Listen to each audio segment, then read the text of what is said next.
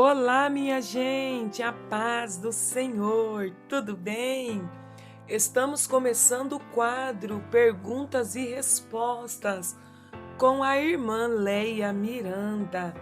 E a pergunta de hoje é bem, vamos dizer assim, polêmica.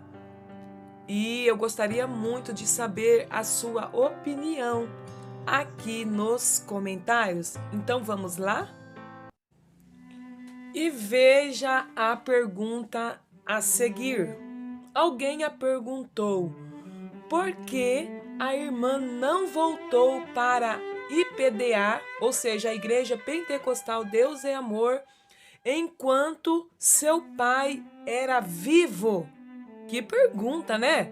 Vamos agora mesmo para a resposta. E veja a resposta. Olha o que ela disse. Porque o convite para voltar só veio após o falecimento dele. Antes disso, não houve nenhum convite. Eu vi a necessidade e voltei.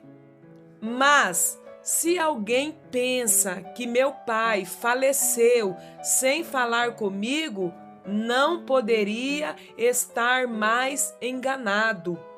A gente se falava com muita frequência, por telefone, e quando eu ia a São Paulo, era na casa dele que eu ficava. Tínhamos um relacionamento normal de pai e filha. E aí, gente? O que vocês me diz, o que vocês falam acerca desta pergunta e resposta?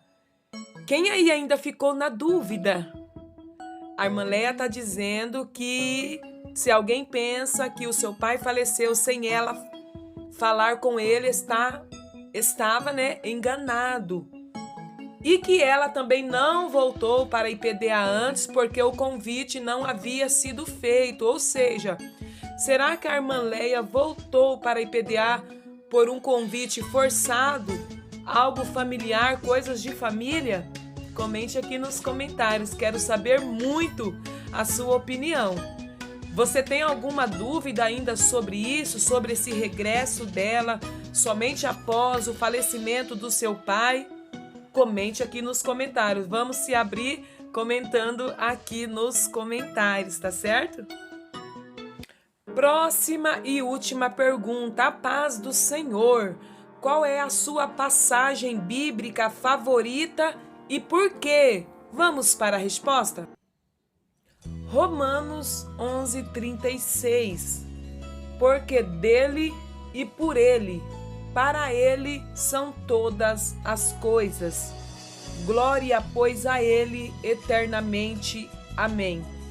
É a minha preferida porque me faz lembrar que ele está no controle de tudo e comanda todas as coisas. Toda a glória é dele e para ele só, mais ninguém.